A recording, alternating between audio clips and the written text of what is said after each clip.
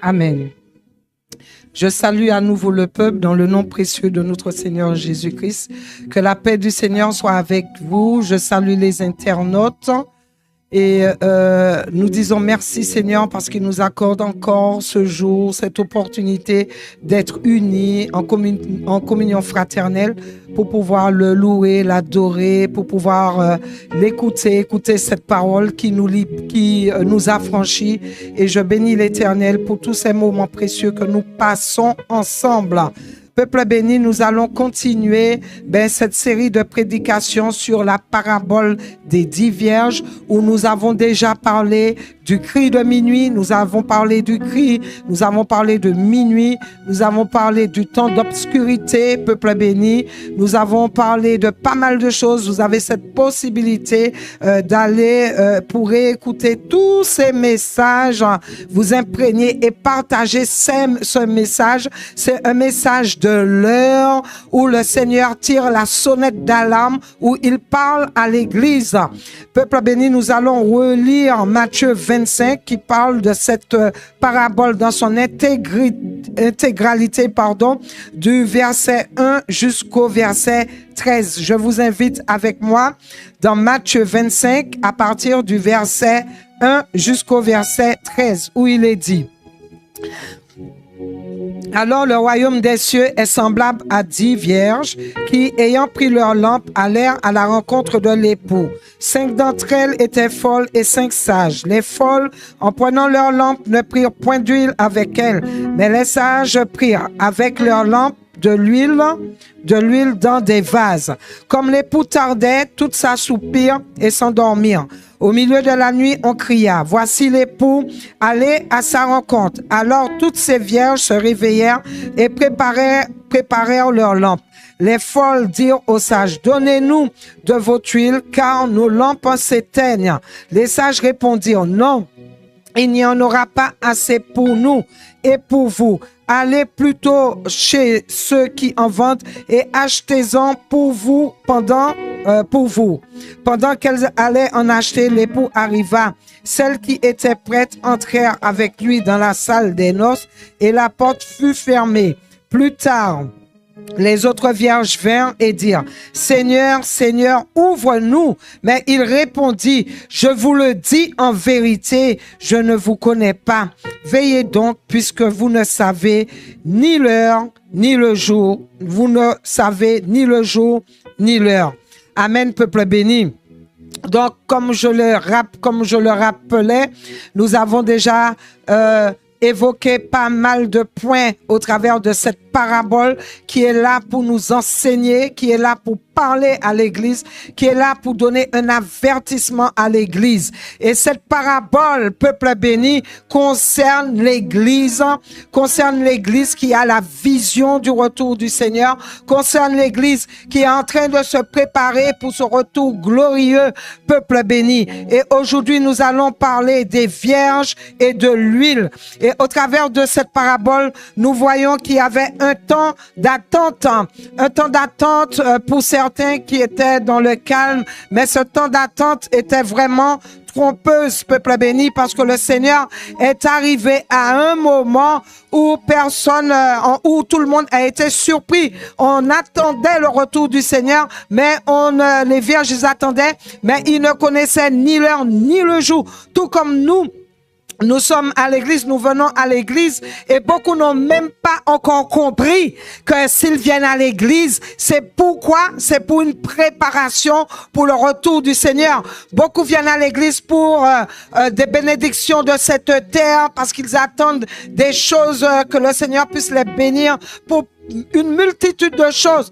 Mais peuple béni, il oublie le point le plus important, c'est de se préparer et de faire partie de l'enlèvement. Donc, ce temps d'attente, peuple béni, pendant ce temps d'attente, toutes les vierges s'étaient assoupies, même les sages, les 10 étaient des vierges, elles se sont assoupies. Et l'attente du Seigneur peut nous paraître tellement longue, ça remonte à plus de 2000 ans. Certains se découragent, mais le retard apparent du Seigneur, ce n'est n'est pas de la négligence, ce n'est pas que Dieu a oublié, c'est tout simplement une grâce. Et je vais vous emmener dans 2 Pierre 3, 9, où il comme quelques-uns le croient, mais il use de patience envers vous, ne voulant pas qu'aucun périsse, mais voulant que tous arrivent à la repentance. Le jour du Seigneur, Dieu passeront avec fracas, les éléments embrasés se dissideront et la terre avec les œuvres qu'elle renferme sera consumée. Donc ce jour-là, je dis, il viendra comme un voleur, un jour inattendu. Lorsque le Seigneur Jésus, lorsqu'il parle au travers de cette parabole des 10 vierges dans Matthieu 25, il ne parle pas de prostituées. Aujourd'hui, nous allons parler des vierges et de l'huile. Il n'était pas en train de parler de prostituées. Là, il n'y avait pas de prostituées. C'était bien 5 vierges sages et 5 vierges folles. Il y avait 5 vierges, mais sages, et 5 vierges, mais folles. Il n'était pas en train de dire 5 vierges sages et 5 prostituées folles. Elles étaient vierges. Dans ce contexte biblique, les vierges, peuple béni, sont vues comme des personnes de base pure. Donc, elles étaient toutes pures qui attendaient l'arrivée de l'époux dans un état de préparation et de fidélité. Donc, vous voyez, peuple béni, je veux insister pour vous dire que la sélection pour l'Église concerne déjà les vierges. L'Église vierge, sans apostasie. Il y a déjà, c'est la crème de la crème. Amen. Et les vierges, comme je disais, c'est le symbole de la pureté, de fidélité, de préparation pour l'arrivée de l'époux. À l'heure d'aujourd'hui, nous voyons des personnes qui sont dans toutes les formes de péché et qui pensent qu'ils ont déjà leurs 2 pieds dans le royaume du Seigneur. La sélection, peuple béni, pour entrer dans le royaume de Dieu, des cieux, de Dieu. Et effectivement, on le rappelle, va être effectivement très sévère, va être sélective. Le chemin vers la vie éternelle, le chemin qui mène à Dieu, c'est un chemin qui est étroit, c'est un chemin qui est resserré, ce qui veut dire que l'on doit connaître Dieu véritable, le véritable Dieu, celui qui a créé le ciel et la terre, celui qui a donné son Fils unique Jésus-Christ de Nazareth, afin que quiconque croit en lui ne périsse point, mais qu'il ait la vie éternelle. Nous ne sommes pas en train de prêcher n'importe quel Dieu, le Dieu qui tolère le péché, le Dieu qui permet un pied avec lui, un pied dans le monde. Non, il y a une multitude de faux dieux qui existent. Le véritable peuple béni, c'est celui qui nous transforme pour nous emmener dans une dimension de sanctification parce qu'il est saint. Il dit, soyez saints parce que moi, je suis saint.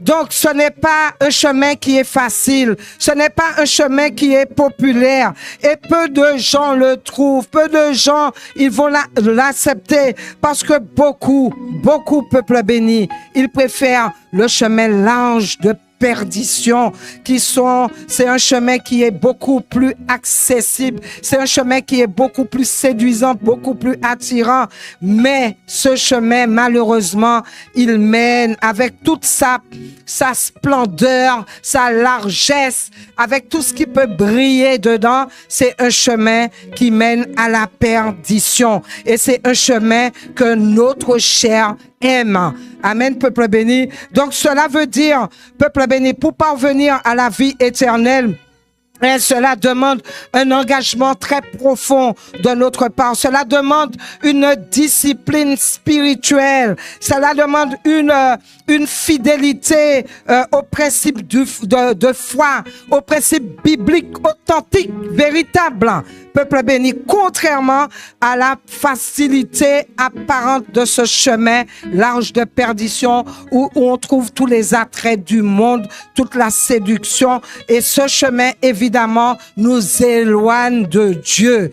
Dieu nous invite à vivre avec droiture, à faire preuve d'humilité, à suivre ses enseignements, à mettre en pratique ses enseignements malgré les épreuves, malgré les tentations, malgré la dureté de la parole. Nous pouvons trouver la parole dure, nous pouvons la trouver amère, mais malgré cela, le Seigneur nous demande à suivre ses engagements, à le connaître, à le chercher, à le connaître et à mettre en pratique tout cela pour que nous soyons sauvés. Nous avons un choix personnel à faire, peuple béni. Le choix vient de toi. Nous le rappelons. Le choix vient de nous. Dieu ne va pas choisir à notre place. Il va nous montrer les deux chemins et il va nous indiquer quel chemin que nous devons prendre. Et donc, chaque personne ici présent, chaque chrétien qui aspire à faire partie de l'enlèvement est invité à faire justement cet effort conscient pour suivre ce véritable chemin qui mène à la vie éternelle. Donc, peuple béni, le Seigneur Jésus avertit à plusieurs reprises qu'il ne suffit pas d'avoir cette apparence religieuse. Il ne suffit pas de se revêtir d'une longue robe, c'est nécessaire. De fréquenter l'église régulièrement, c'est aussi nécessaire. D'accomplir des actions, l'œuvre du Seigneur, c'est aussi nécessaire. Mais ce qui compte, peuple béni, c'est la préparation spirituelle intérieure. Alléluia. C'est une relation que tu dois avoir, une relation authentique avec Dieu à travers, par Jésus-Christ. Alléluia. Toutes ces choses sont nécessaires. Tu viens à l'église, c'est nécessaire. Tu t'habilles pieusement, c'est nécessaire. Tu te laisses dépouiller par le Saint-Esprit, c'est nécessaire. Toutes ces choses sont nécessaires. Mais n'oubliez pas, il faut que nous puissions être préparés spirituellement. Il faut, peuple béni, que nous puissions avoir cette relation authentique avec Dieu. Vous savez, peuple béni, les 10, nous comptons le chiffre 10, n'étaient nullement des prostituées. Amen. Donc, voyons déjà, quand on regarde l'Église dans sa globalité, les 10 n'étaient nullement des prostituées. Les 10 étaient vierges. Les 10, elles avaient les lampes dans leurs mains, en main. Extérieurement, les 10 se ressemblaient. Les 10 avaient la même robe. Les 10 avaient les mêmes attentes. Les 10 avaient la même vision. Les 10 avaient la même espérance. Les 10 avaient la même lampe. Amen. Mais ce que Jésus est en train de nous dire, c'est ça, peuple béni. Tu peux avoir la forme, mais sans la flamme, sans le Saint-Esprit. Tu peux avoir la robe longue. On peut avoir même la tête attachée, mais sans la flamme, sans le Saint-Esprit, le Seigneur Jésus dira, je ne vous ai jamais connu. Peuple béni, sans l'huile, tu peux avoir la Bible, mais sans le Saint-Esprit, pour t'accorder la révélation puissante de la parole, tu ne pourras pas mettre la parole en pratique. Tu ne pourras pas être éclairé. Tu ne pourras pas suivre le véritable chemin. Il y a un point culminant, peuple béni. C'est le Saint-Esprit. C'est l'huile du Saint-Esprit. C'est pour cela que quand Jésus est parti, il a dit, il est préférable pour moi, il est avantageux pour vous que je m'en aille, afin que le Saint-Esprit puisse venir. Le Saint-Esprit, peuple béni. Beaucoup n'ont pas le Saint-Esprit. Beaucoup d'églises n'opèrent pas avec le Saint-Esprit. Or, pourtant, on parle de la parabole des 10 vierges. 10 étaient vierges, 5 sages et 5 folles. La parabole des 10 vierges nous révèle une vérité qui est très puissante. Ce n'est pas la prostitution qui a été le problème des vierges insensées. Vous m'écoutez? Ce n'est pas la prostitution qui les a fait rester par terre. Parce que beaucoup prêchent cette parabole et disent que c'était des prostituées. Non, elles n'étaient pas prostituées. Et ce n'était pas ça le problème, peuple béni. Elles ne s'étaient pas suffisamment préparées spirituellement. C'est ce que ça veut dire. Ça veut dire qu'elles n'ont pas veillé. Elles n'ont pas conservé leur huile. Amen. L'huile qu'elles avaient reçue n'a pas été conservée. Elles ont été négligentes dans les choses du Seigneur. Ce qu'elles ne faisaient pas, peuple béni, ni les sages, ni les folles, elles n'étaient pas engagées dans l'impudicité. Ni les sages, ni les folles n'étaient dans l'impudicité. Elles n'étaient pas dans le péché sexuel.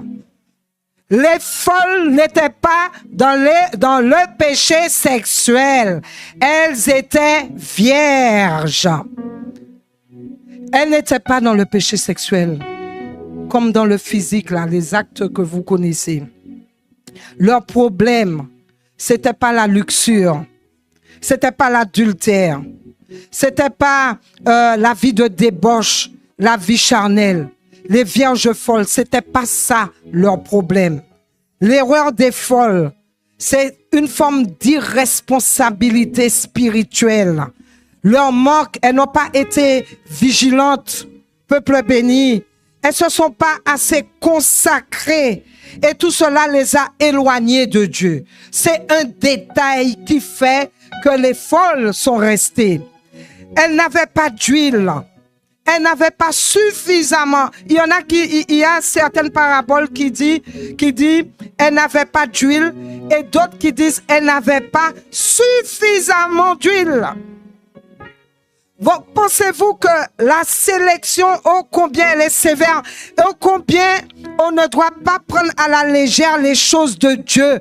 On ne doit pas prendre à la légère le prix que Jésus-Christ a payé à la croix pour que nous puissions prétendre faire partie de l'enlèvement. Pour que nous puissions prétendre faire partie de l'épouse de Jésus-Christ. Il vient chercher une épouse. Il vient chercher la plus belle. La belle au milieu des belles. La plus belle au milieu des belles. Il vient chercher cette épouse avec qui il fera une seule chair. Il fera un. Il ne peut pas faire un avec la prostituée. La sélection était au niveau des vierges, au niveau des purs. Et donc, peuple béni, Dieu donne cet avertissement à ceux qui cherchent à vivre selon leur propre désir, au lieu de chercher la volonté de Dieu. Quand les gens disent « je veux aller au paradis, je veux vivre au paradis », mais il ne faut pas les déranger dans leur façon de louer, de prier, de chercher Dieu. Ils font selon les traditions, les coutumes, selon ce qu'ils ont l'habitude de voir, d'entendre. Ils veulent faire selon leur propre imagination, leur propre vision. Dieu met un avertissement par rapport à cela.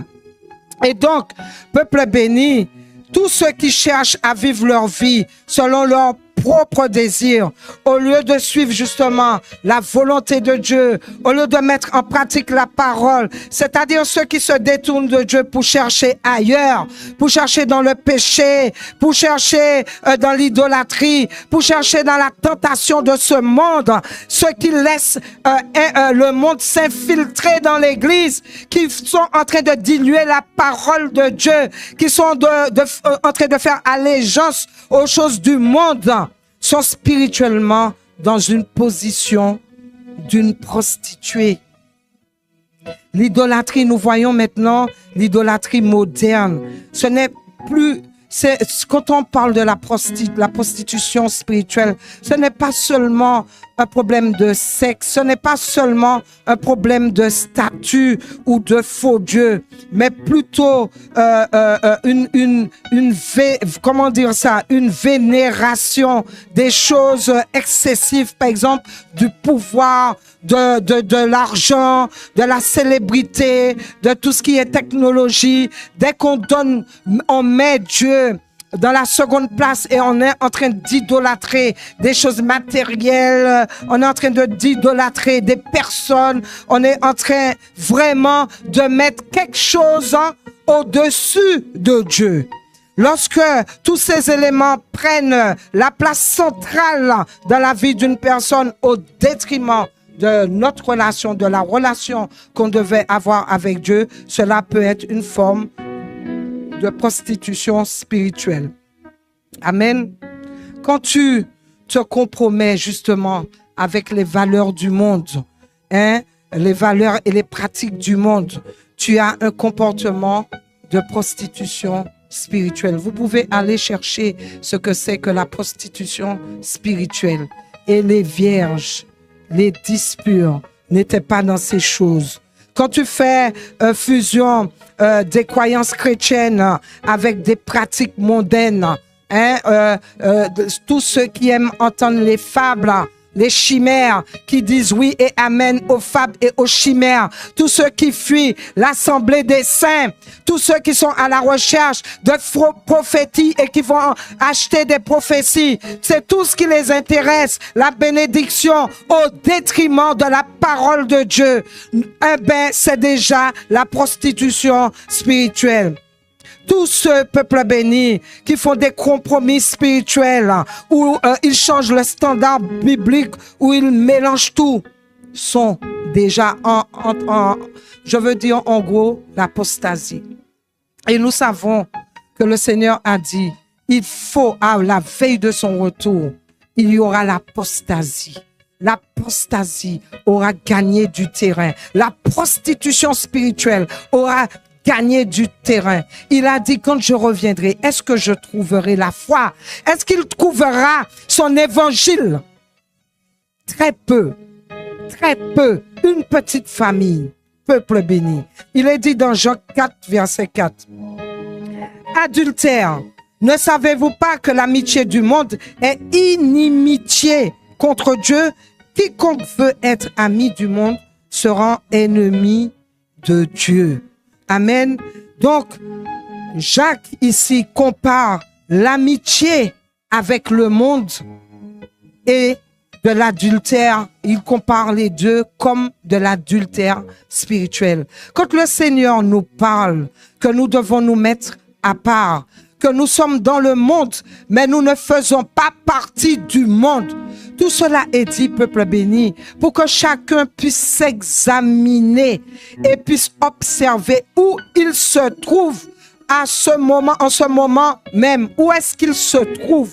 Est-ce que tu es toujours dans le monde? Est-ce que tu es toujours un chrétien du dimanche?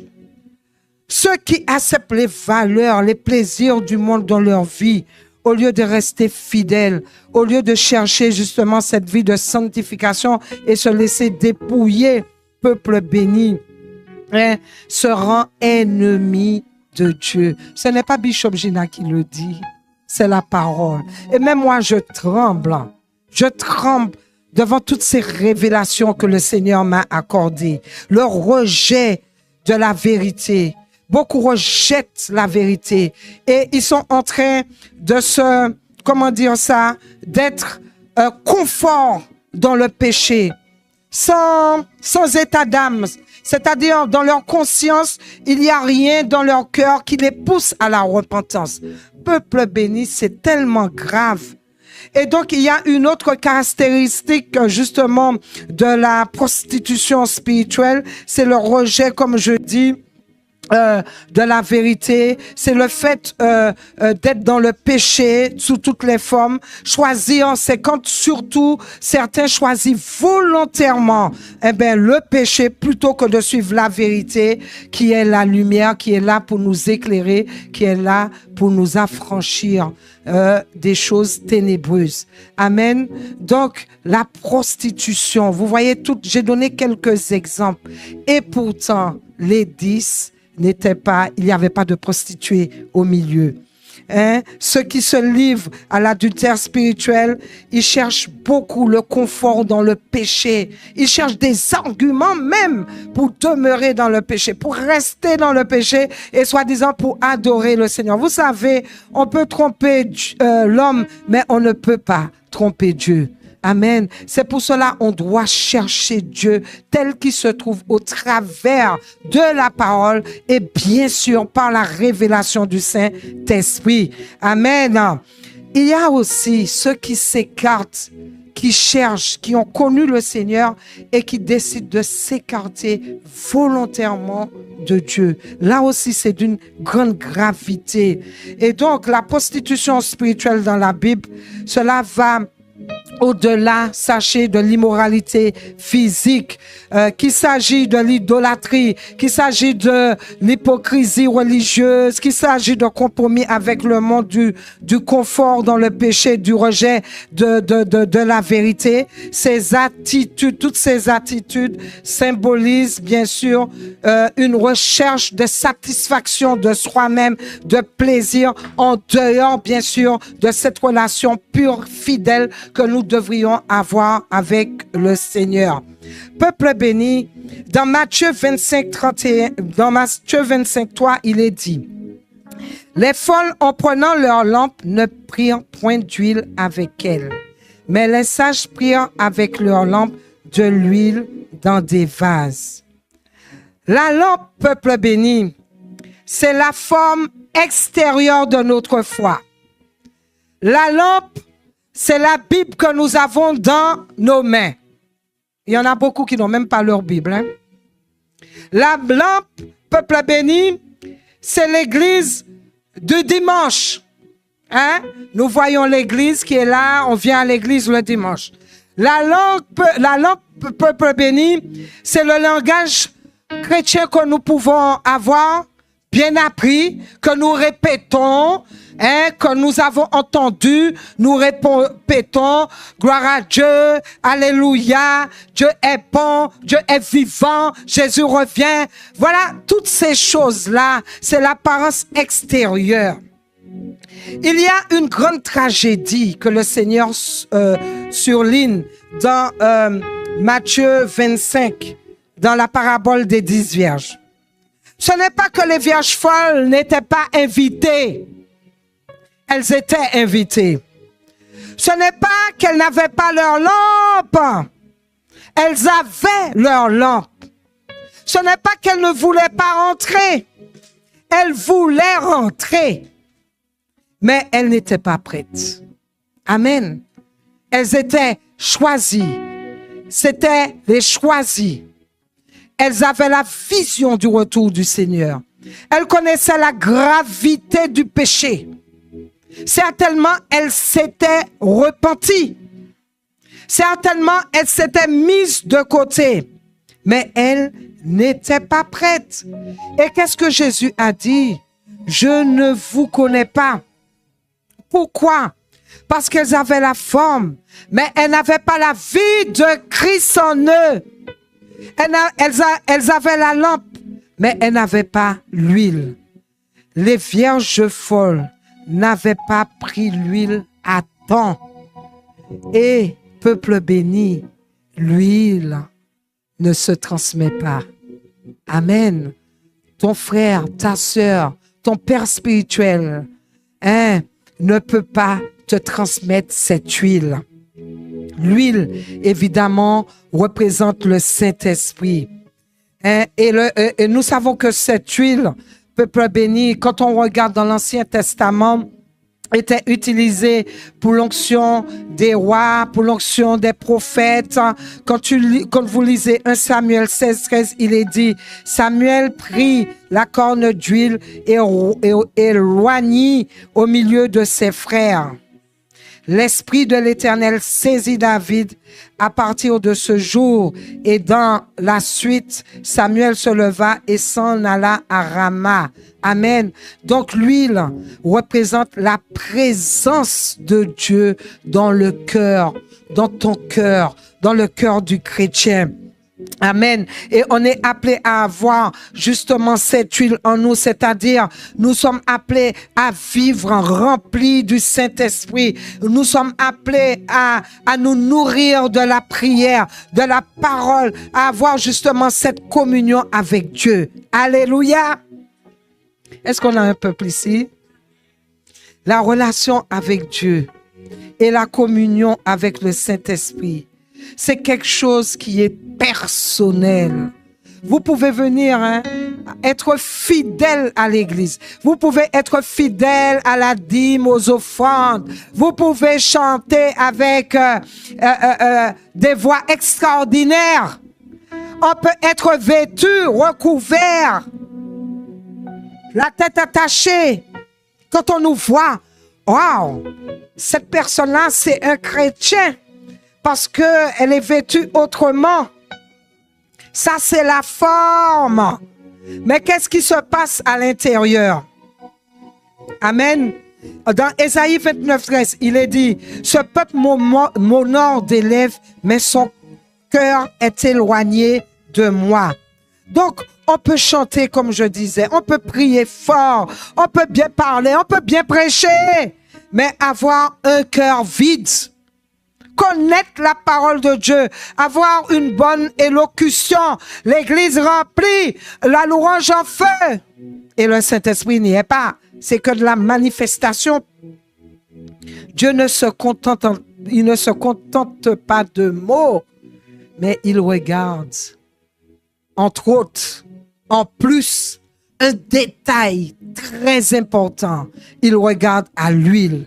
La lampe sans l'huile, c'est une apparence de sainteté, mais un cœur qui n'est pas brûlant pour le Seigneur. C'est une activité, c'est l'œuvre que nous faisons pour le Seigneur, mais sans réelle communion, sans réelle directive de Dieu.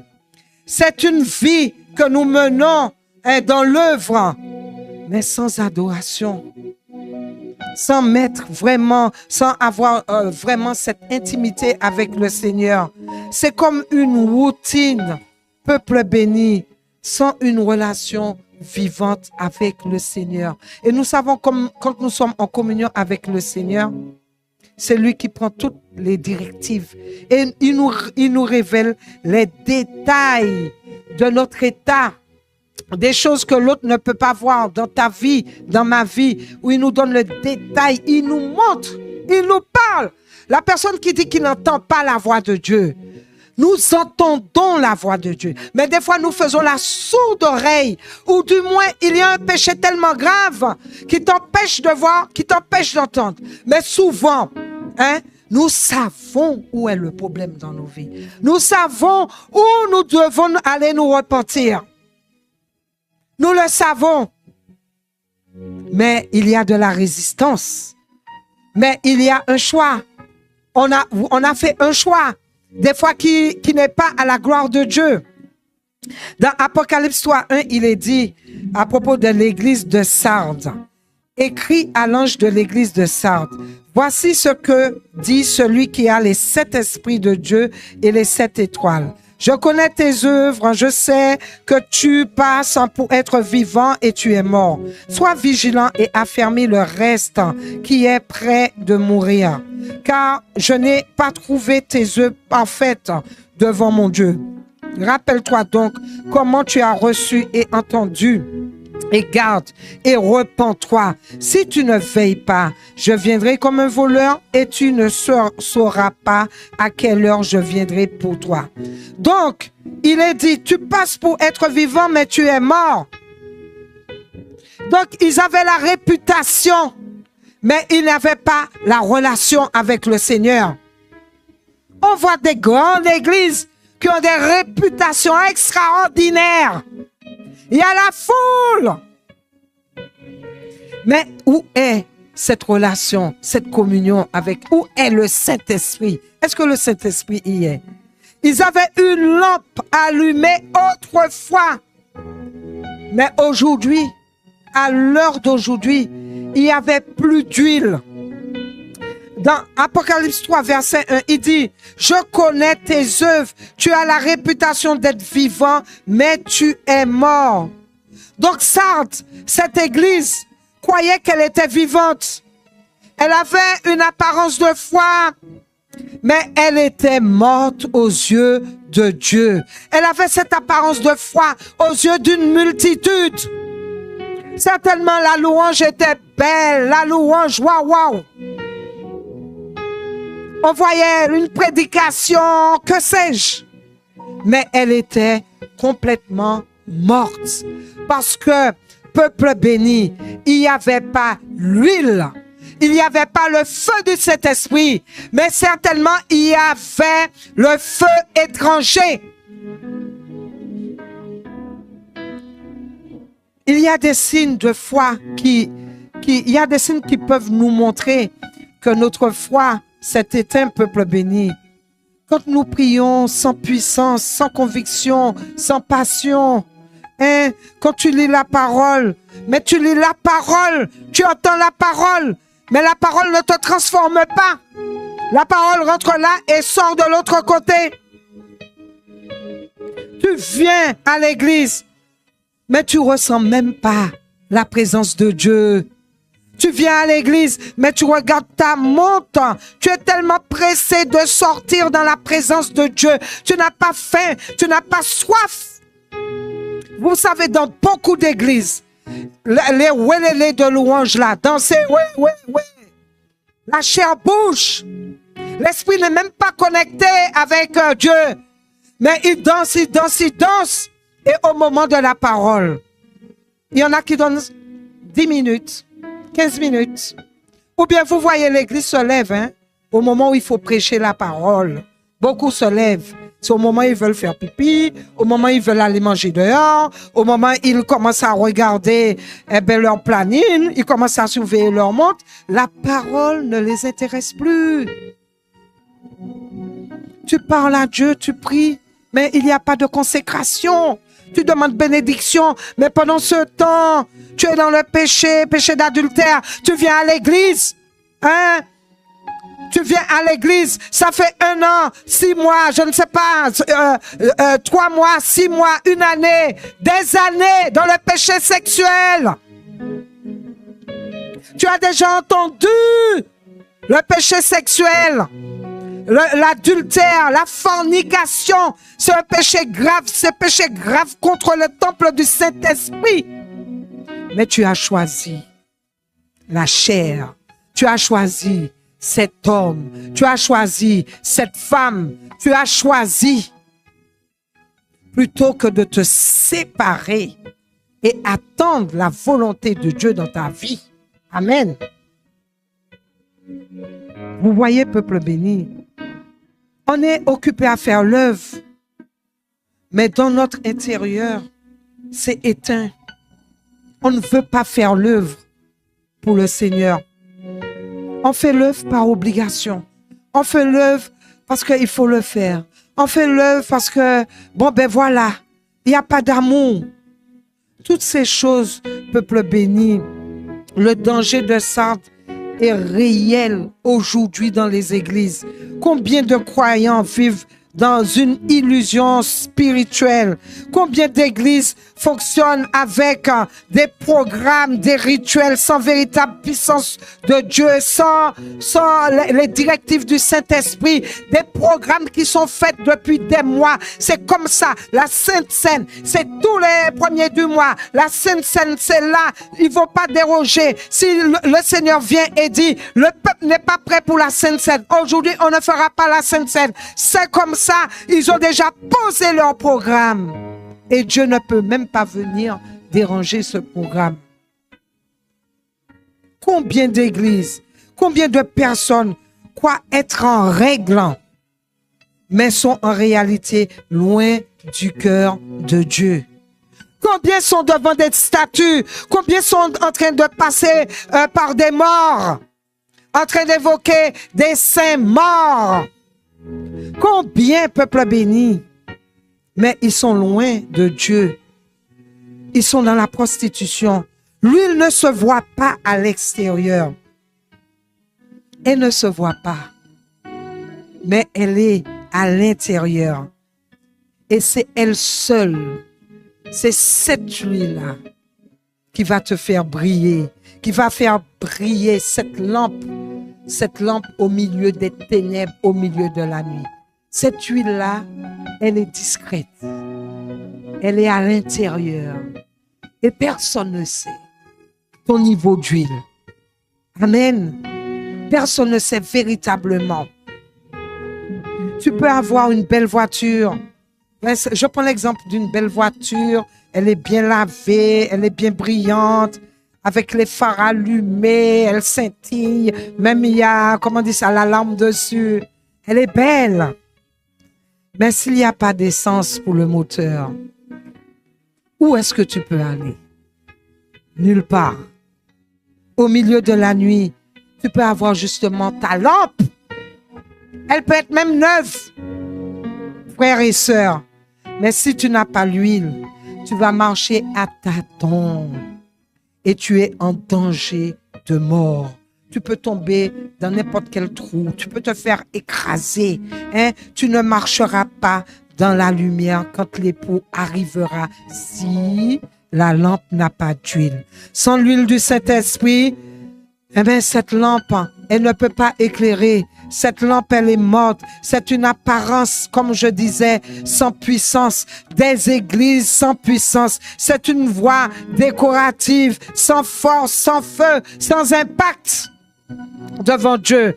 La lampe seule ne peut rien pour vous, pour nous. La lampe seule ne peut rien. Ce n'est pas le métal de la lampe qui va nous éclairer, mais c'est l'huile qui est au milieu. Ce n'est pas la forme, la couleur, le style qui fait la différence. La lampe sans huile, c'est quand le chrétien, il connaît la vérité, mais il ne vit pas spécialement la vérité. Peuple béni, c'est une église qui chante fort, mais c'est une église qui s'est endormie spirituellement. Un ministère qui est aux yeux de l'homme. Mais en fait, il n'y a pas cette communion qui va justement fabriquer cette huile. C'est une lampe qui prend, on peut dire, qui prend de la poussière au lieu d'éclairer. L'huile, comme je dis, ne se voit pas, mais se ressent. Alléluia. L'huile ne fait pas de bruit. L'huile ne fait pas de tapage. Elle produit tout simplement la lumière. Le chandelier dans le temple, pardon. Et quand le chandelier, il était posé dans le temple, il ne faisait pas de bruit, il ne produisait pas des sons, mais il éclairait la présence de Dieu. Il coulait discrètement.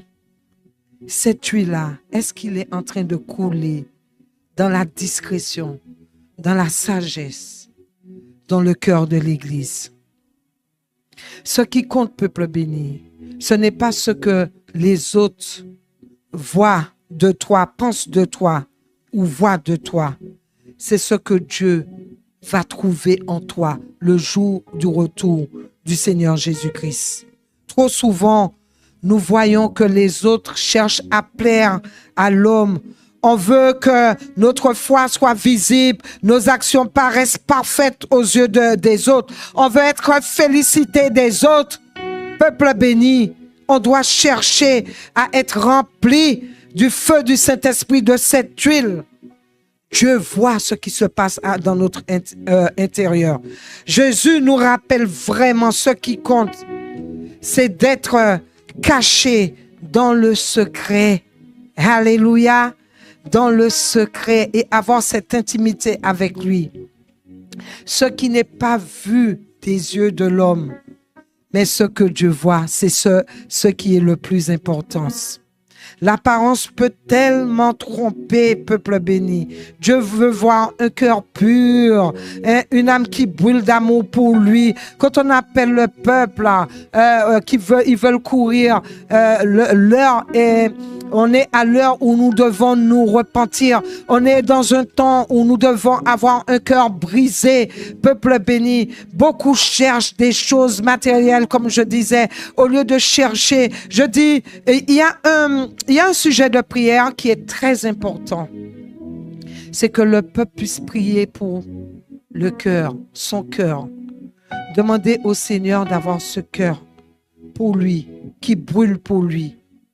L'huile du Saint-Esprit, ce n'est pas un ornement extérieur, mais c'est vraiment cette vie intérieure qui fait toute la différence et qui produit la flamme, le Saint-Esprit. Amen. C'est une flamme, peuple béni, intérieure, comme je disais. C'est une prière, cette huile-là, vous allez le produire quand vous priez intimement avec le Seigneur dans le lieu secret. C'est l'obéissance à la parole du Seigneur. C'est la vraie repentance. C'est l'humilité, peuple béni. C'est la dépendance du Saint-Esprit. Quand vous avez tout cela, vous êtes en train de produire l'huile. L'huile ne s'achète pas à la dernière minute. Comme les vierges folles, on l'a expliqué la dernière fois. L'huile ne peut pas s'acheter à la dernière minute. L'huile ne se produit pas non plus à la dernière minute, à la dernière seconde. L'huile se cultive chaque jour dans ton intimité avec le Seigneur. C'est quelque chose qui se cultive. C'est l'essence même du chemin spirituel, authentique. L'huile, nous l'avons dans l'intimité avec Dieu. Et c'est ce qui nous permet cette intimité constante, cette intimité dans la fidélité qui nous permet de fabriquer, de produire cette huile. Alléluia. On ne peut pas fabriquer cette huile à la hâte. Quand le Seigneur Jésus-Christ est revenu, alors que les vierges s'étaient endormies, et qu'elles se sont réveillées brusquement. Mais les 5, elles ont été plus malines. Elles ont été plus vigilantes. Elles avaient gardé une réserve.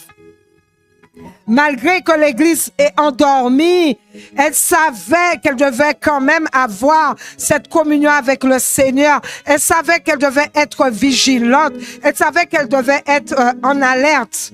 Peuple béni, l'huile se produit, c'est comme dans un processus quotidien, une relation vivante, une relation continue avec le Saint-Esprit. Alors, je vais vous emmener dans Lévitique 24, 1 à 4. Il est dit, je vais vous emmener dans un exemple de Samuel et la lampe du tabernacle, qui est un symbolisme très fort. Si vous prenez la parole avec moi dans Lévitique 24, 1 à 4, il est dit, l'Éternel parla à Moïse et dit, donne cet ordre aux enfants d'Israël qu'ils t'apportent de l'huile pure, de l'huile d'olive concassée pour alimenter en lumière les lampes, afin qu'elles brillent continuellement. Aaron les disposera dans le tabernacle d'assignation, en dehors du voile qui est devant le témoignage, pour en faire briller la lumière devant l'Éternel d'une manière perpétuelle. Donc, Lévitique 24, 1 à 4. Dans l'Ancien Testament, l'une des responsabilités cruciales, justement de Samuel, ainsi que même les prêtres qui étaient dans le tabernacle, ils devaient veiller justement sur la lampe du sanctuaire. Et cette lampe, la lampe du sanctuaire, ou si vous préférez la lampe du tabernacle, était allumée en permanence pour symboliser, cela symbolisait la présence continuelle du Seigneur parmi son peuple. La lampe du tabernacle, le Seigneur avait donné des ordres que cette lampe-là ne devait jamais s'éteindre. Elle devait brûler continuellement pour rappeler que la lumière de Dieu ne doit jamais s'éteindre et ne s'éteint jamais, et que sa présence est constante parmi son peuple. Amen. Et donc, le rôle de Samuel, notamment dans les premières années de son ministère, était de veiller à ce que cette lumière ne s'éteigne jamais, qu'elle soit constamment alimentée et nourrie avec justement l'huile pure. Et donc, cela symbolise justement la veille spirituelle, l'importance de ne pas laisser la flamme de notre foi s'éteindre. Alléluia. Donc, il devait entretenir ses flammes. Il devait pas manquer d'huile. Tout comme les vierges folles ne devaient pas manquer d'huile. Hein, on doit pas manquer d'huile pour ne pas être dans les rangs des vierges folles. Nous sommes le temple du Saint-Esprit, peuple béni. Quand on accepte le Seigneur Jésus-Christ, nous devenons le temple du Saint-Esprit. Et donc, nous devons veiller justement à cette flamme spirituelle qui est en nous, qui symbolise l'huile qui ne doit pas s'éteindre en nous. Alléluia!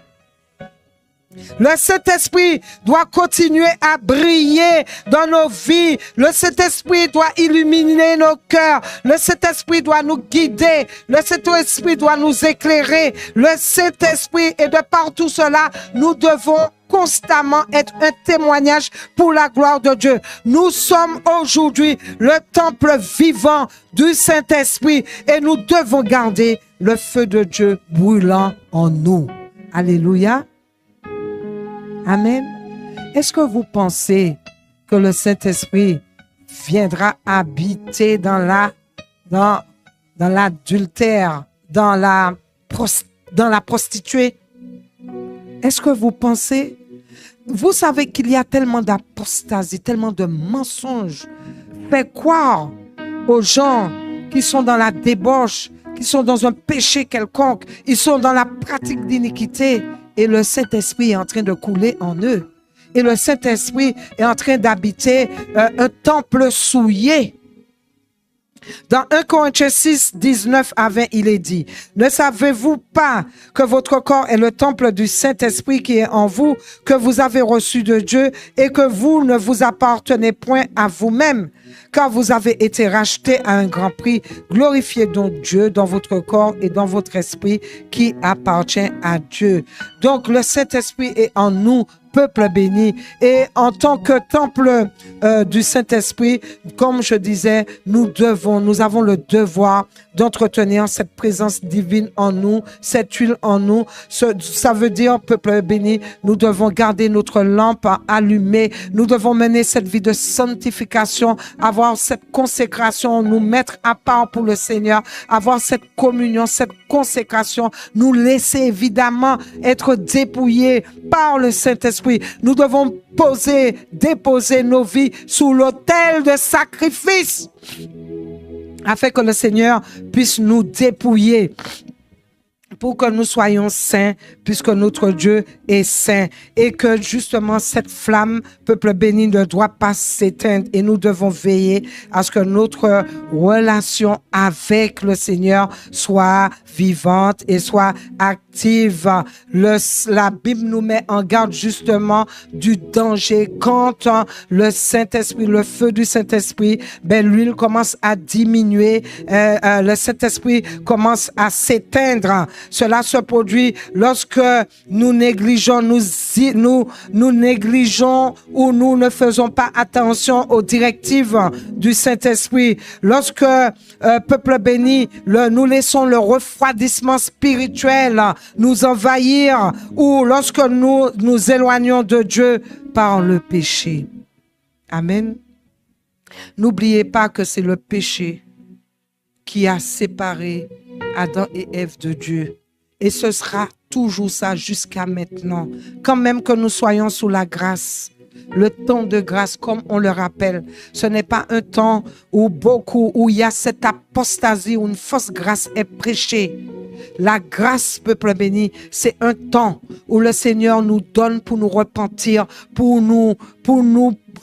que nous puissions nous repentir et mener une vie de sanctification, le chercher, le connaître et mettre en pratique sa parole pour que nous soyons prêts pour le retour du Seigneur. S'il a expulsé le péché depuis la Genèse, il a expulsé le péché dans son royaume, il n'a pas envoyé son Fils unique à la croix, payer un prix fort pour nous soutirer dans le péché. Le prix de la croix, c'est pour nous justifier.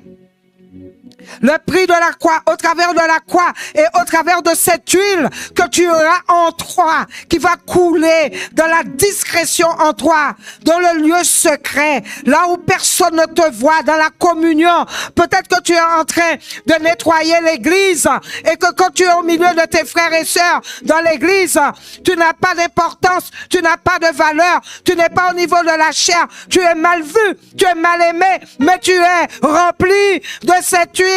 Tu es rempli du Saint-Esprit et tu brilles plus que les autres. Alléluia. Tu brilles.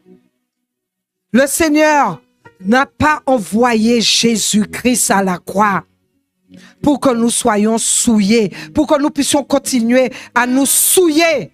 Un prix tellement fort, peuple béni. Quand l'huile du Saint-Esprit coule en toi, c'est que tu t'es déjà repenti. Quand l'huile du Saint-Esprit coule en toi, c'est que tu es déjà même passé par la nouvelle naissance. Tu as été formé par les mains de Dieu spirituellement. Je ne suis pas en train de parler d'une naissance de vouloir d'un père et d'une mère. L'huile coule à flot en toi, mais personne ne le voit. C'est pas parce qu'on est debout là, c'est pas parce qu'on prêche, c'est pas parce qu'on a une belle voix, on chante, c'est pas parce que le peuple, l'église nous reconnaît que Dieu aussi nous reconnaît si l'huile n'y est pas. Peut-être que tu as une réputation au milieu de tes frères et sœurs pour ce que tu es, pour ce que tu fais, mais qu'il n'y a pas l'huile. Et Jésus va dire, je ne vous ai jamais connu. Amen.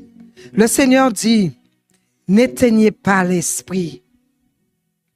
Ne pas éteindre l'esprit, peuple béni, signifie que nous devons garder justement cette sensibilité spirituelle. Nous devons être attentifs à sa voix, à ses mouvements dans nos vies, à maintenir justement cette huile, cette flamme, cette lumière. Amen. Quand il y a, peuple béni, par exemple, la négligence dans la prière, quand nous cessons de prier, c'est pour ça que nous avons mis le peuple béni pour encourager. Des fois, ce n'est pas facile. Je suis pas en train de prêcher des choses faciles. Peut-être certains disent, ah oui, elle parle là, elle parle gras et puis épais, elle croit que c'est facile. Ce n'est pas facile pour moi. Ce n'est pas facile pour la chair. Mais c'est possible avec l'huile en nous, avec le feu du Saint-Esprit en nous. Amen. Cette huile-là, c'est une huile qui va nous transformer. Le Saint-Esprit, c'est lui qui va nous convaincre de péché, de justice et de jugement. Le Saint-Esprit, c'est lui qui va nous montrer les signes précurseurs. C'est lui qui va nous rendre sensibles au cri de minuit. C'est lui qui va nous alerter du retour du Seigneur. Quand on a le Saint-Esprit, quand on a l'huile en nous qui coule, on a une marge d'avance sur toute la planète. On est au courant des prophéties de la Bible. Et nous savons, peuple béni, que toutes les prophéties de la Bible sont quasiment réalisées et que le retour du Seigneur est proche. Le Seigneur ne tarde pas dans l'accomplissement de ses projets, de ses promesses. Mais il use de patience parce qu'il veut qu'un maximum, Moi, j'ai envie de dire tous, mais on sait que ce ne sera pas tous. Il veut le maximum puisse être sauvé. Amen, peuple béni. La négligence dans la prière. Quand nous avons cessé de prier, nous allons affaiblir justement cette connexion avec Dieu. Un chrétien qui ne prie plus est comme une lampe sans huile. Et bientôt, ce chrétien-là va être plongé dans les ténèbres. Quand il y a du mépris de la parole de Dieu, lorsque la parole de Dieu est négligée, la lecture, la méditation de la parole de Dieu est négligée. Donc le Seigneur ne peut plus nous parler. Nous savons que Dieu nous parle au travers de sa parole. Le Saint-Esprit, quand il veut nous parler quelque chose, quand il veut nous révéler quelque chose, eh bien, qu'est-ce qu'il va faire? Il va faire remonter des récits bibliques. Il va faire remonter des versets bibliques dans nos pensées. Et cela ne vient pas de toi, cela vient de la communication, de la communion que tu peux avoir du Seigneur. Le Seigneur peut te parler d'une situation que tu vis au travers de récits bibliques, au travers de versets. Mais si tu ne lis pas, si tu ne connais pas, nous allons étouffer justement la voix de Dieu. Nous allons entendre des choses que nous n'avons pas jamais entendues, que nous ne comprenons pas, que nous pensons que ça sort de nulle part. Sans la parole, nous sommes vulnérables aux mensonges du monde et notre flamme spirituelle devient vacillante. Sans la parole, l'ennemi vient avec son évangile pour te dérouter, pour te faire chuter, pour te faire basculer dans le chemin large, là où il se trouve, là où il n'y a pas de repentance pour lui. On doit tellement être vigilant. Quand on se compromet avec le péché, c'est-à-dire qu'on a un pied dans l'église et un pied dans le monde, c'est un chemin dangereux, c'est un chemin tiède. Lorsque nous cédons au désir charnel, à la séduction, nous sommes dans les compromis, nous attristons le Saint-Esprit. Et au fur et à mesure, nous nous éloignons de la lumière de Dieu. Au fur et à mesure, l'huile est en train de sécher. L'huile est en train de diminuer, voire disparaître. Et quand, peuple béni, nous sommes dans l'indifférence à la voix du Saint-Esprit, combien de fois Dieu nous a parlé, combien de fois Dieu a averti, combien de fois Dieu a interpellé sur un point de ta vie. Dieu t'a montré ce point-là, tu dois te repentir, tu dois revenir à lui, tu dois te relever, tu dois te persévérer. Combien de fois le Seigneur a parlé? Et on a refusé. Et on a résisté. On a refusé. C'est lui, peuple béni. C'est lui, c'est sa voix qu'on doit écouter. La voix véritable du Seigneur. Peuple béni, quand il n'y a pas le zèle de la maison de l'Éternel, c'est pour ça que je dis souvent, peuple béni. Vous voyez, nous sommes en train de prêcher. On travaille notre salut. C'est tous les jours, nous devons travailler notre salut. C'est tous les jours, nous devons aller dans la repentance. Nous devons demander au Seigneur de nous aider. Mon Dieu, quand j'entends des gens qui disent ils ont l'assurance que leurs deux pieds est avec le Seigneur. Ils ont l'assurance. Moi, tant que Jésus ne soit pas revenu, je ne peux pas avoir cette assurance. J'aurai cette assurance si je suis dans la persévérance, consécration totale. La prière, une communion avec le Seigneur. Et nous savons que c'est quelque chose, ce n'est pas facile.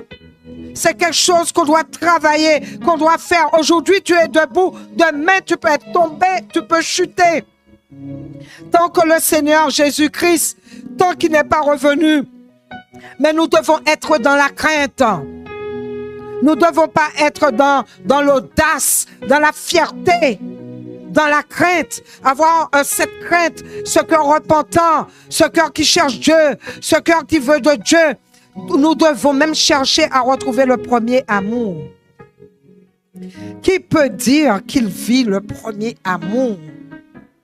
Là, quand il a connu le Seigneur, le premier amour, ou quand on a entendu parler du Seigneur, on avait soif du Seigneur, on voulait être dans tout, on voulait prier, on voulait jeûner, on voulait servir, on voulait connaître, entendre la voix de Dieu, on fouillait, on lisait la Bible, on lisait les livres où il y avait les enseignements bibliques.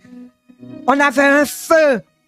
Moi, je me souviens de cette... Si je suis debout devant cette chair-là et je dis que je vis le premier amour, je suis en train de mentir derrière la chair.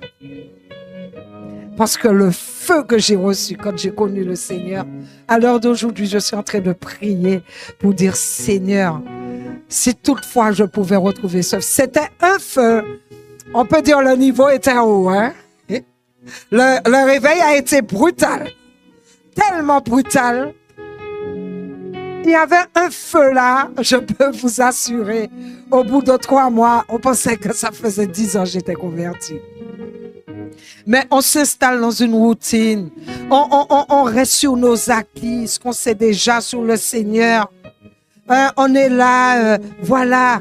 Il faut que le Seigneur puisse nous redonner ce feu. Et surtout, peuple béni, l'huile n'y est pas. Quand l'Église, les chrétiens rejettent la sanctification, quand le Seigneur dit « Soyez saints parce que moi je suis saint », si nous ne marchons pas dans la pureté, si nous nous remplissons pas de ce qui est, nous laissons pas le Saint-Esprit nous dépouiller de tout ce qui est impur, nous nous éloignons du feu divin du Seigneur.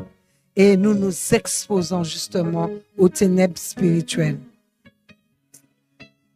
Alors aujourd'hui, le Seigneur dit que nous devons veiller sur cette flamme qu'il a posée en nous. Nous ne devons pas justement laisser ce feu éteindre.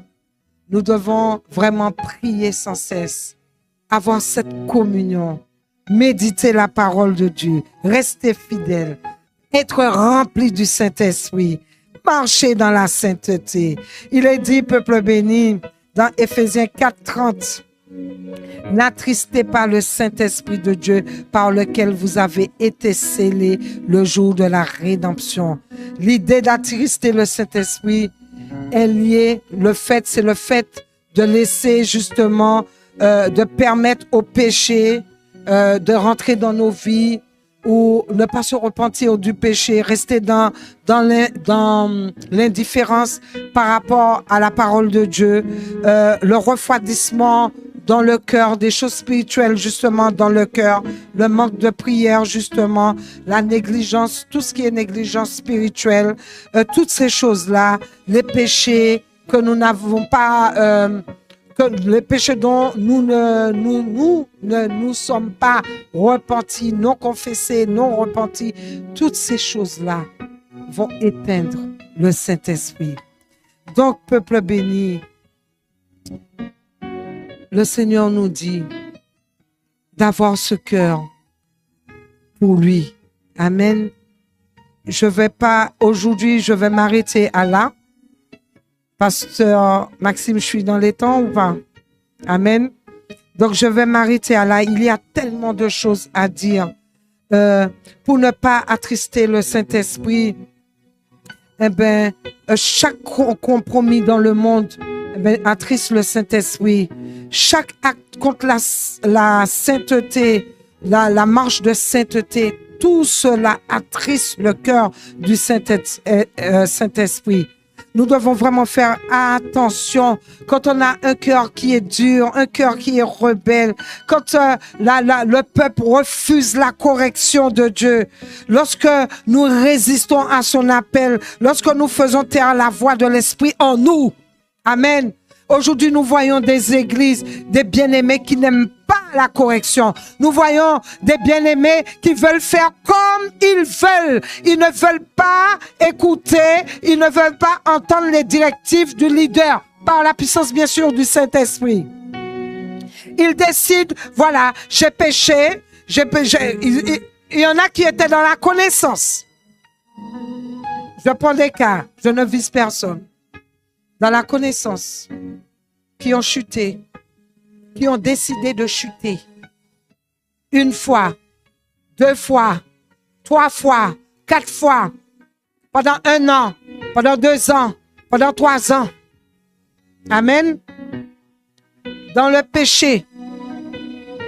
Et qui décident d'avoir la bénédiction de Dieu sans passer par la repentance, sans un temps de brisement, sans un temps de repentance, sans un temps pour demander pardon, sans même, ils décident comme ils veulent, quand ils veulent, lorsqu'ils veulent, sans même écouter la voix du leader. Ils décident comme ils veulent. C'est tellement important, peuple béni. Le temps où nous devons aller devant le Seigneur, nous repentir, avoir l'huile s'obtient de par la vraie repentance et le cœur brisé. Amen. J'ai tellement d'autres choses à dire, mais ça risque d'être long. Et donc, nous allons continuer la prochaine fois. Je vous invite à vous mettre debout. Aujourd'hui, retenez que nous devons avoir cette communion avec le Seigneur. Quand on parle de jeûne, de prière, si vous pouvez, si vous avez la force, prenez ce temps, venez dans la prière du vendredi. Nous organisons des nuits de prière. Venez dans ces nuits de prière. Ces nuits de prière, peuple béni, c'est des nuits où nous sommes ensemble, nous prions, nous intercédons pour la famille, pour la Guyane, pour les autres pays, la Martinique, pour l'Hexagone, pour les autres nations, pour la situation de la famille. Nous intercédons pour la protection de Dieu sur nos vies, pour que le Saint-Esprit, pour recevoir le Saint-Esprit, pour que le Saint-Esprit puisse nous garder, pour la protection. Nous intercédons pour tellement de choses, pour que le Seigneur puisse nous aider dans notre préparation pour son retour. Nous faisons tout cela, nous louons, peuple béni. Il y a des moments d'adoration, des moments de louange, d'allégresse, des moments de partage de la parole. Bientôt, nous allons annoncer une prochaine nuit de prière et ça va être puissant. Pour ceux qui étaient là, c'était un moment tellement béni, tellement puissant et je crois que nous sommes repartis avec une portion d'huile. Amen. Chaque vendredi, nous sommes là en train de prier. Nous passons un bon moment dans la repentance, peuple béni. Après, nous louons, nous invitons la présence du Saint-Esprit. Amen. Nous invitons le Saint-Esprit à prendre le contrôle et nous présentons à lui dans l'humilité, dans la repentance, un bon moment de repentance pour nous, pour l'Église, pour la famille, pour les nations, pour la Guyane, pour bien d'autres choses, pour les autorités de ce pays, pour l'éducation nationale, pour les professionnels de santé. Il se passe tellement de choses autour de nous. Nous sommes dans ce temps des ténèbres de minuit. Nous prions, nous sommes dans la repentance. Nous recommençons la louange. Nous proclamons des prières sur nos vies. Nous proclamons des choses positives sur nos vies.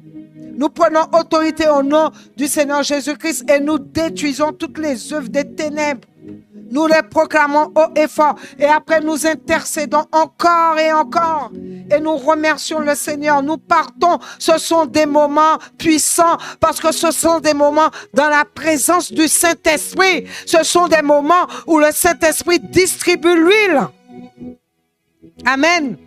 Mais nous ne devons pas nous contenter de ces moments en communion fraternelle. Nous devons aller dans le lieu secret. Dans le lieu secret, là où tu ouvres ton cœur et tu laisses le Seigneur entrer, pénétrer dans ton jardin secret. Et là, il fait un travail. Et là, il va penser. Là, il va adoucir.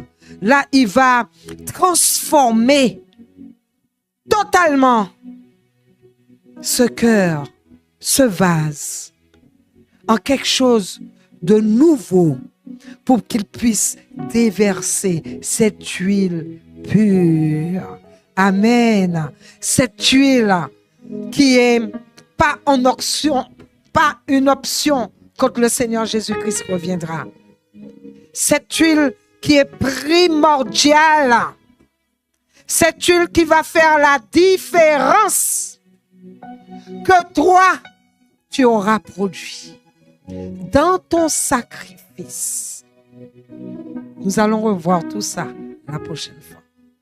Dans ton sacrifice, cette huile-là demande un sacrifice. Amen. Je vous invite à vous mettre debout. Seigneur, nous te remercions, Seigneur mon Dieu éternel, pour ta parole qui est tellement puissante. Seigneur mon Dieu, nous te prions afin que tu puisses nous aider, Seigneur mon Dieu Père, pour que nous soyons persévérants au travers, Seigneur mon Dieu, de ta parole, au travers, Seigneur mon Dieu éternel, de la prière, Seigneur, de la méditation de ta parole, au travers de cette relation, de cette intimité, de la prière, Seigneur mon Dieu. Nous voulons vraiment cette connexion, Seigneur mon Dieu, Papa, en continu, éternel, afin que l'huile coule en nous, Éternel roi des rois, et que le Saint-Esprit soit toujours en nous, que nous soyons ce temple continuellement du Saint-Esprit, Seigneur. Seigneur, nous te demandons pardon, là où, Seigneur, nous avons attristé le Saint-Esprit, là où notre réserve d'huile a diminué, Éternel roi des rois. Nous te supplions, Seigneur, de nous relever et de nous remplir à nouveau en ce jour, Seigneur mon Dieu, de raviver cette flamme en nous, afin que nous puissions repartir d'ici, Seigneur mon Dieu éternel, rempli de toi. Aide-nous à garder cette huile, Seigneur mon Dieu, Papa, jusqu'au retour du Seigneur. Seigneur, tu connais chacun, chacune. Tu connais notre position. Tu connais l'état de notre lampe, Seigneur mon Dieu. Tu sais si cette lampe est en train de briller, si cette lampe, Seigneur mon Dieu, Papa, a juste une petite flamme, Seigneur. Si cette lampe, Seigneur, est complètement éteinte, ou si cette lampe a carrément disparu. Tu connais toutes choses. Seigneur, nous te demandons pardon. Ne regarde pas à ce que nous sommes, à notre état, mais viens nous relever, Seigneur mon Dieu éternel, afin que nous puissions, Seigneur mon Dieu, Papa, te plaire, afin que vraiment, Seigneur mon Dieu, nous puissions cultiver cette huile en continu. Aide ton peuple, aide ton église, aide chacun de nous. Nous avons besoin de toi, plus que jamais, la veille du retour du Seigneur. Nous avons besoin de cette huile. Nous avons besoin du Saint-Esprit, Seigneur. Pitié de nous, éternel roi des rois. Viens et agis au milieu de ton peuple. Seigneur, nous te disons merci de cette grâce infinie et nous te rendons toute la gloire et la louange pour les siècles des siècles. Et le peuple de Dieu dit, soyez tous bénis au nom puissant de notre Seigneur